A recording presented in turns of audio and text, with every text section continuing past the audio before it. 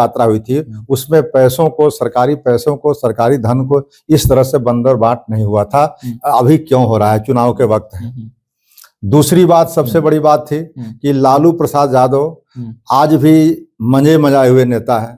नीतीश कुमार जी के बयान के एक सप्ताह बाद चर्चा हो रही है कि आज नीतीश बाबू जो महिला संवाद यात्रा निकाल रहे हैं, लेकिन इसके विगत सत्र जो हुआ था वही परिवार नियोजन के नाम पर नीतीश बाबू महिलाओं के साथ है। क्या बात कर रहे थे?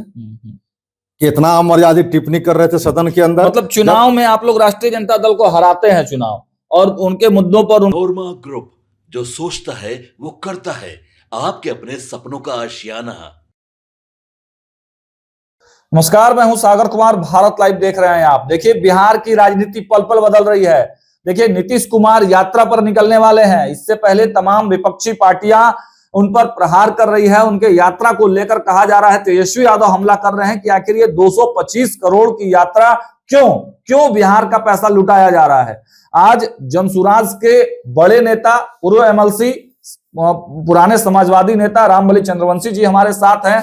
क्या कहेंगे रामबली जी? नीतीश कुमार जी की इतनी करोड़ों की यात्रा, और वो भी अब यात्रा स्थगित हुई है या आगे एक्सटेंड हुआ है, कोई जानकारी नहीं है। प्रवक्ता भी कुछ बोलने से मना कर रहे हैं। देखिए, नीतीश कुमार जी विगत चुनाव में, चुनाव के जब अंतिम फेज था उस समय उन्होंने घोषणा किया था कि मेरा यह अंतिम चुनाव है, इसके बाद मैं बिहार में चुनाव नहीं लड़ूंगा। जी। उसको थोड़ा स्मरण कीजिएगा।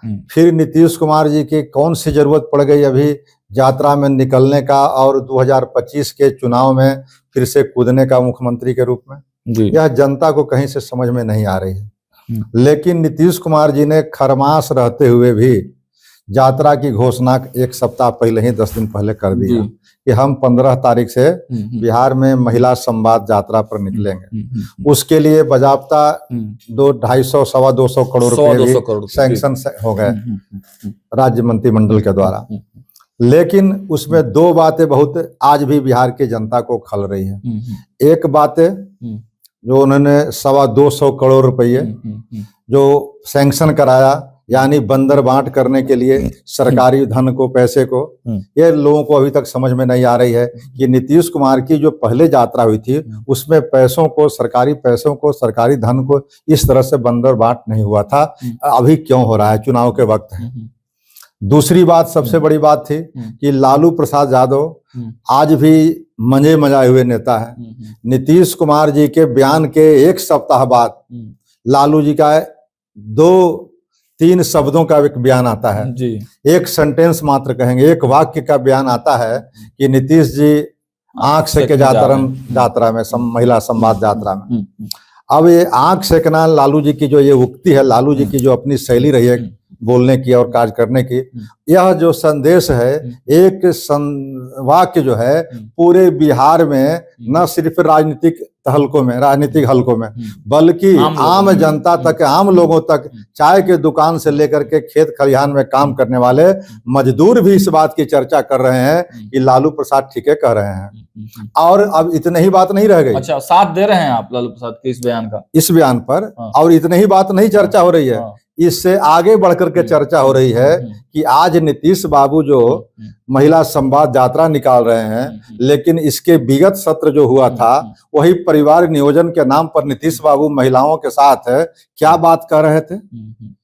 कितना अमर्यादित टिप्पणी कर रहे थे सदन के अंदर। मतलब चुनाव में आप लोग राष्ट्रीय जनता दल को हराते हैं चुनाव, और उनके मुद्दों पर, उनके बयान पर सहमति जताते हैं। मैं इस नीतीश जी की बात मैं कर रहा हूँ कि नीतीश जी ने जो महिला संवाद यात्रा की बात की, उसको लालू प्रसाद यादव जी ने एक सेंटेंस में उस यात्रा की हवा निकाल दी। मैं आज से 3-4 दिन पहले भी कह चुका हूं कि अब नीतीश कुमार जी 10 बार नहीं 100 बार सोचेंगे कि मैं यात्रा में जाऊं या नहीं जाऊं। अच्छा, बिहार में जो भी लोग हैं उसी दृष्टि से देख रहे हैं। जो बातें वायरल हो गया, जो बातें आम लोगों तक पहुंच गई, तो मतलब निगेटिव छवि एक तरह से नीतीश जी के निगेटिव छवि लोगों के अंदर चली गई। तो अब यात्रा करेंगे तो यात्रा को उसी निगाह से देखी जाएगी।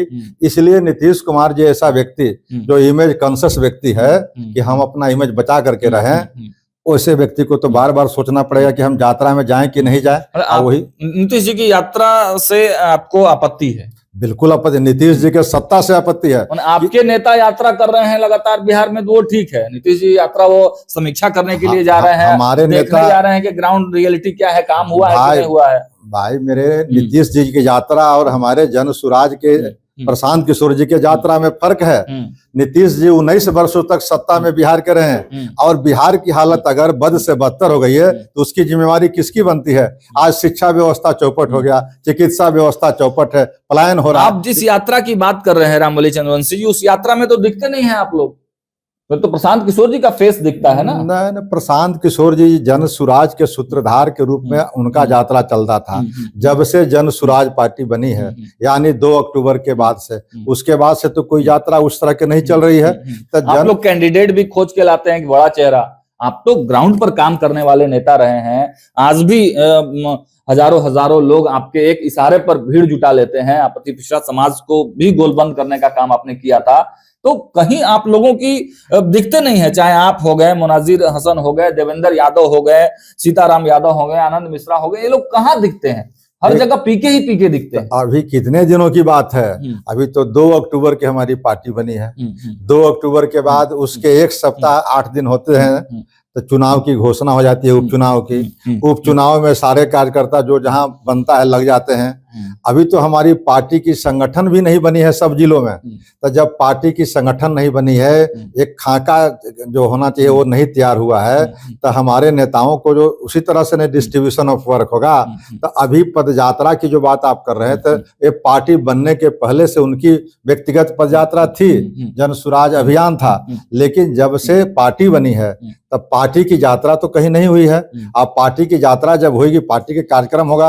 अभी हम लोग बेगूसराय गए हुए थे, 3 आदमी गए थे, हम गए थे अध्यक्ष जी के साथ और आनंद मिश्रा जी भी थे, और भी कहीं कहीं पिछले चुनाव जो हुआ था उसमें भी हमने एक परसेप्शन जो बन रहा है कि शांत किशोर की जो पार्टी है, भले ही वो पुराने नेताओं को शामिल करा ले, कद्दावर चेहरों को शामिल करा ले, लेकिन जब बात आएगी फ्रंट लाइनर्स की, तो उसमें या तो प्रशांत किशोर के आईपेक्स से कुछ लोग होंगे या फिर कुछ प्रशासनिक लोग होंगे। चाहे अब देख लीजिए, आर.के. मिश्रा की बात कर लीजिए, के द्विवेदी की बात कर लीजिए, मनोज भारती, मंडल जी, सुरेश शर्मा, ललन यादव, लंबी फेहरिस्त है। तो क्या मिलेगा? आम जो नेता है, जो जमीन पर ग्राउंड वर्क करने वाला व्यक्ति है, उसके लिए तो फिर ये पार्टी बेकार हो गई। अभी तो नई पार्टी बनी है, तो नई पार्टी जब बच्चा कोई जन्म लेता है तो एक पे दौड़ना तो नहीं शुरू करता है, उसको चलेगा, गिरेगा, उठेगा। तो अभी जो लोग ये परसेप्शन बना रहे हैं जन सुराज के बारे में, वो उनको थोड़ा पेशेंस की जरूरत है। अभी जन सुराज को देखे कि अभी जब उसका ढांचा बन के तैयार हो जाएगा, तब वो किस तरह से पार्टियां काम करती है, तब उसका मूल्यांकन जनता करेगी। रामबली जी, देखा तो बच्चे का तो पालने में ही देखा जाता है ना, कि पालने में बच्चा कैसा है, पालने में बच्चा पैर फेंक रहा है, किस तरफ खेल रहा है, कैसा है। अभी तो कर इसका जन्म ही हुआ है, तो अभी जन्म होने के कम से कम आप 6 महीना दीजिएगा। शुरुआत में ही 9 महीना में बड़े बड़े चेहरे, 9 महीना में गौतम चाहिए आपको चुनाव लड़ने के लिए। क्यों बंशीधर ब्रजवासी ठीक चेहरा नहीं थे? उनको क्यों नहीं? वो तो पहले से जनसुराज में थे। हाँ, ये उन्होंने चुनाव जीतने के बाद भी जनसुराज की चर्चा की। ये सवाल आपने सही उठाया कि ब्रिजवासी जी जो थे, बंशीधर जी, वे जनसुराज के एक्टिविस्ट थे। एक्टिविस्ट थे, लेकिन वो आम आदमी थे, पैसा नहीं था, टिकट नहीं मिला। हाँ, टिकट मांग रहे थे, लेकिन टिकट देने में कई उम्मीदवार हो सकते हैं, 1 2 3 4 5, लेकिन जो टिकट मिलता है किसी एक को मिलेगा तो दूसरे लोग उसका नाराज होते हैं। किशोर को बड़ा चेहरा ही क्यों चाहिए?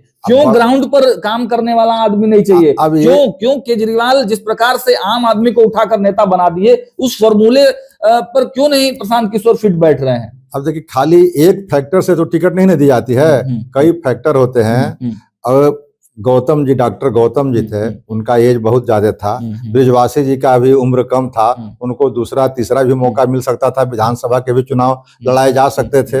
इसलिए पार्टी में प्रत्याशी बनाए जाने का कई फैक्टर्स होते हैं, तो उस सारे फैक्टर्स को मिला करके डॉक्टर साहब खरा उतरे, उनको दे दिया गया। ठीक है, एक अंतिम प्रतिक्रिया हम चाहेंगे कि 4 सीटों पर जो उपचुनाव हुए बिहार में, करारी हार, 3 लगभग मुझे लगता है कि 3 सीटों पर जमानत भी जब्त हो गए हैं। तिरहुत में भी हार ही हुई है, करारी हार। और लोग कह रहे हैं कि जो भी विनायक गौतम ने वोट लाए हैं वो उनका पर्सनल वोट बैंक है, जनसुराज का वोट नहीं है। तो जब इतनी बुरी हार हुई है और कार्यकर्ताओं का मनोबल डाउन होते जा रहा है, कोई बढ़िया से जो पार्टी चलाने वाला कोई नहीं दिख रहा है, एक ऊपर से फैसला आता है और उसी को सबको मानना पड़ता है। हालांकि 125 लोगों की टीम जरूर आप लोगों ने बनाई है, कैसे लड़ेंगे? इतना बड़ा चुनाव है, धुरंधर नीतीश कुमार, तेजस्वी यादव, सम्राट चौधरी, अमित शाह, नरेंद्र मोदी, बड़े बड़े नाम हैं, कैसे चुनाव लड़ेंगे आप लोग? देखिए, अभी हमारी अंतिम प्रतिक्रिया, छोटी प्रतिक्रिया। अभी हमारी पार्टी जनसुराज 2 अक्टूबर को बनी और उसके एक सप्ताह बाद उपचुनाव की घोषणा होती है।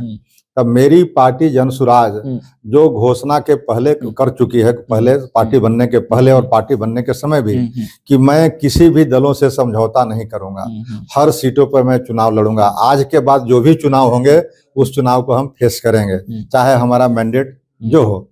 उसी का नतीजा था कि पहला जो 4 उपचुनाव की घोषणा हुई, वहां पार्टी का संगठन का स्ट्रक्चर भी खड़ा नहीं हुआ था, बावजूद इसके जनसुराज चुनाव लड़ी। बोल रहे थे, प्रशांत किशोर मंच से बोल रहे थे, लड़ लिया जाए, दिखा दिया जाए, दिखा दिए। चारों सीट पर जब लड़े तो 10% वोट आया। एवरेज अगर चारों सीट के देखेंगे आप तो 10%, मतलब हम 0 से 10% दिखाने के लिए बात कर रहे थे। नहीं, हम 0 से 10% गए। हम आप 0 से हैं कि कॉर्पोरेट कल्चर से कहीं ना कहीं नुकसान हो रहा है? प्रशांत किशोर आम लोगों से नहीं मिलते हैं, हम आपको जो ट्रेंड बता रहे हैं कि हम पहला उपचुनाव में 0 से 10% वोटों पर हम कब्जा किए, संतुष्ट हैं। और दूसरा तिरहुत चुनाव जो हुआ, ट्रेंड देखिए हमारा, उसके 1 महीना बाद तिरहुत चुनाव जो हुआ, हम दूसरे पोजीशन पर आ गए। तो दूसरे पोजीशन पाए, मतलब कि जो स्थापित पार्टियां थी, राष्ट्रीय जनता दल तीसरे पोजीशन पर, और जो बिहार के कब्जे में थे वो चौथे पोजीशन पर। तो वहां भी ट्रेंड मेरा क्या है, आगे बढ़ते हुए। तो अगला चुनाव जो होगा उसमें छोटा और टिप्पणी आप कर दीजिए, जब इतनी बात आप कर रहे हैं, तो आपके पार्टी का सीएम फेस कौन होगा 25 के लिए? क्योंकि एनडीए और इंडिया का तो तय है कौन कौन सीएम फेस है, आपका क्या प्रशांत किशोर ही सीएम फेस है? अभी देखिए, इस पर हमारी पार्टी ने चर्चा नहीं किया, निर्णय नहीं किया। अभी थोड़ा ये प्रीमैच्योर होगा, जब चुनाव के वक्त आएंगे तब इस पर विचार होंगे। चलिए, तो देखिए, तमाम बातों पर, तमाम पॉलिटिकल चर्चाओं पर रामबली चंद्रवंशी जो जनसुराज के नेता भी हैं और पूर्व में एमएलसी रहे हैं, राष्ट्रीय जनता दल के एक समय कद्दावर नेता थे, अति पिछड़ा समाज में इनकी काफी पैठ है। इनके एक आवाज पर अति पिछड़ा समाज के लाखों लोग सड़क पर आ जाते हैं। तो तमाम पॉलिटिकल चर्चाओं का मायने आप देखिए, निचोड़ अगर निकालिए तो यही है कि जो जनसुराज जो पार्टी आई है, लॉन्च हुई है बिहार में, 2025 के चुनाव की तैयारी तो जरूर कर रही है वो सबने है माना। ई होम्स पैनोरामा में हो आपका भी आशियाना। और फाइनली हमने 2021 में इस प्रोजेक्ट को लॉन्च किया। बहुत लोग अप्रिशिएट कर रहे हैं कि पूर्णिया जैसे शहर में, बिहार के, एक तो बिहार की बात करें उसमें भी पूर्णिया जैसे छोटे जगह में इस तरह का लाइफस्टाइल देना, ये सुन के हम लोगों को बहुत अच्छा लगता है। ई होम्स में हमने कुछ और भी किया है, जैसे हम जिस जगह में रह रहे हैं हमारे फैमिली सिक्योर हो, उनको सिक्योरिटी का ध्यान में रखा है। आपकी सुविधा और सुरक्षा आपके लिए खास है, ये आपका विश्वास है। इसमें आर्टिफिशियल इंटेलिजेंस का 7 लेयर सिक्योरिटी का हमने इस्तेमाल किया है। लस ग्रीन कैंपस को बनाया है। यदि हमारा बाउंड्री वाल है तो वो वर्टिकल गार्डन है। ये जितनी भी फैसिलिटी होता है एक इंटरनेशनल टाउनशिप में, ई होम्स है, ये हम लोग विश्वास नहीं कर पा रहे हैं। जो भी हमारे मित्र दोस्त या जो भी हमारे बाहर के बाहर आते हैं, तो हम लोगों को बहुत अच्छा सुनने को मिलता है और बहुत अच्छा क्रेडिट मिल रहा है। वो सारा हमने सिर्फ एक बिल्डिंग नहीं बनाया, हमने एक बहुत अच्छा लाइफस्टाइल दिया ई होम्स में, और मेरा एक सपना था जिसको मैं आज फुलफिल होते हुए देख पा रहा हूँ। ये आपका आवास है। ई होम्स पैनोरामा में अब आपका निवास है। E homes Panorama, luxurious lifestyle redefined. Panorama group, जो सोचता है वो करता है। अगर ये वीडियो पसंद आई और वह बिहार के राजनीति और बिहारियत से सरोकार रखेनी तो सब्सक्राइब बटन दबा के चैनल के सब्सक्राइब कर ली। ओजे एगो घंटी बा, ओकरा बटन दबा देला से कुल सटीक और मारक खबर रुआ मुफ्त में मिल जाई। अगर रुआ पत्रकारिता के हमनी के नया प्रयोग में सहयोग कर चाहतानी तो ज्वाइन बटन दबा दी। पेटीएम नंबर नोट कर ली 93868167